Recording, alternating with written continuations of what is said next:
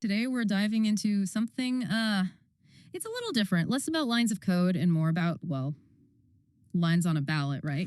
Bitcoin and the 2024 US presidential election. Definitely a hot topic.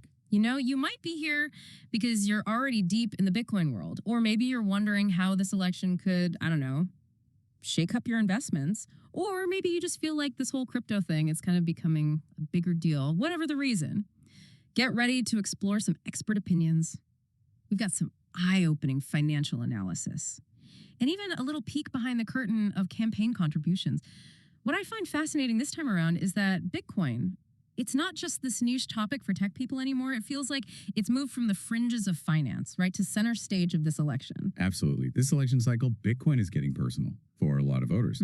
Politicians, they're finally paying attention to, this growing influence of Bitcoin maximalists. Bitcoin maximalists, for those of us who are maybe catching up, what's the quick explanation? Basically, they believe that Bitcoin, it's the future of money, period. Not just a good investment, but a replacement for, traditional currencies. That conviction, it translates into a voting bloc. That's hard to ignore, especially in a tight race like this one. Yeah, and what's striking is that this surge in Bitcoin's popularity, it's happening against a backdrop of, well, let's just be honest, economic uncertainty. We've seen the market turbulence, high-profile collapses like FTX. Right. It makes you wonder. Uncertainty, it's often the fuel. That drives interest in alternative assets. Like Bitcoin. It's like when traditional systems, they feel shaky, people start looking for alternatives. Yeah. Think about this. Data shows the US dollar. It's lost 97% of its purchasing power over the last century. 97%.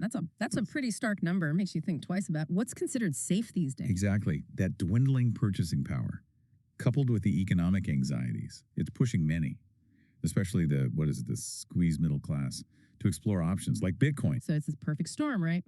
Growing distrust in traditional currencies, tech-savvy generation looking for alternatives, and then bam, Bitcoin steps into the spotlight with a promise of decentralization and protection against inflation. Yeah, you got it. And speaking of Bitcoin in the spotlight, let's turn to the candidates, the two figures kind of vying for that spotlight. This is where things get interesting. It really does. We have two candidates here. Both recognize Bitcoin's potential, but they're approaching it with completely different strategies. It's like they're speaking two different languages, talking about the same technology. That's a great way to put it. Donald Trump, for example, he's been so vocal about it, embracing this image of a crypto crusader. Hard to forget that image of him at that Bitcoin 2024 event in Nashville. Just seemed energized, even promising to make America the crypto capital of the world. Oh, yeah. And then there was that line with the classic Trumpian flair, keeping Elizabeth Warren and her goons away from your Bitcoin. Yeah, classic. It's that direct approach, that promise of protection from what some might call overregulation, really resonates with a lot of crypto enthusiasts. And he's not all talk either. Right, he's putting his money where his mouth is. Exactly. You're talking about his DeFi project, right? World Liberty Financial. Yeah. It's a pretty bold move for someone, running for president. It really is. And it suggests a deeper understanding of the crypto space than a lot of people might give him credit for. So DeFi, for those who are like, okay, what is that again? Decentralized finance. Basically, it's using blockchain technology to create financial systems that operate outside the control of those traditional institutions. So Trump launching his own DeFi project, it's not just about, making a quick buck here. It's a statement. It's aligning himself with those core principles of decentralization and financial independence, which Bitcoin represents. Exactly. Then on the other side, we have Kamala Harris. She's acknowledged blockchain technology, the need for the U.S. to be a leader in that space. Yeah. But compared to Trump, she's been much quieter. Yeah, much quieter. More hesitant, I guess. Almost like a soft whisper, compared to Trump. She's hinted at regulation, but hasn't really laid out any specific policy. That's true.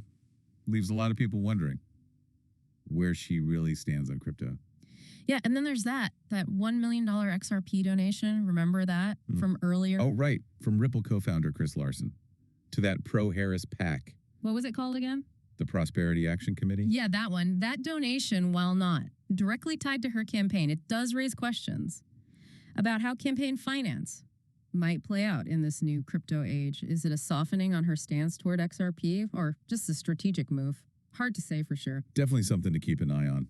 It's pretty amazing to see how these candidates are trying to navigate this whole new world of crypto campaigning. But let's zoom out for a second. Look past the election itself. Is Bitcoin's future really hanging on who wins this thing?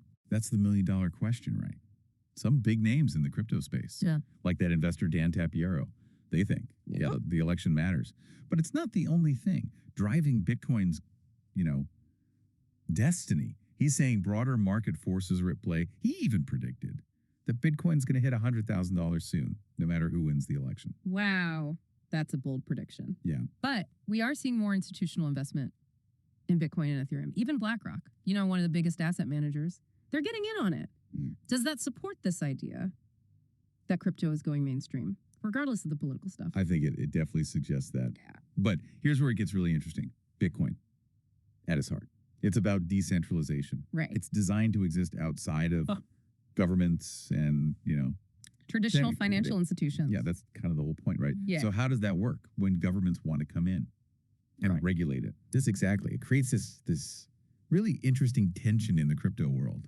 Congressman John Curtis, he recently said something about how fragile bipartisan support for crypto is, which I think highlights how difficult it is to find common ground on regulating a system that's meant to be decentralized. And then on the other hand, you have people like Senator Mike Lee warning about overregulation, saying crypto needs a whole new approach. It's not just another asset class. So he's saying we can't just take these old rules and apply them to this new tech and expect it to just thrive. I mean, he has a point. Innovation doesn't usually happen in a box. Exactly. It's this tension between decentralization and regulation. That's going to be huge going forward.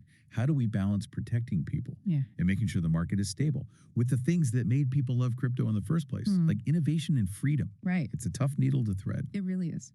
So as we wrap up this deep dive, I think we're left with this image of Bitcoin caught between two worlds. The old and the new, centralized and decentralized. On one hand, you've got the governments, the financial institutions, trying to figure out how to control this new thing. They're scrambling. And on the other hand, this whole community of innovators, early adopters. Driven by those ideals of decentralization and transparency. Yeah, it's fascinating. It really is. This 2024 election is like a preview of how this whole struggle could shape the future of finance. Will crypto and traditional systems coexist?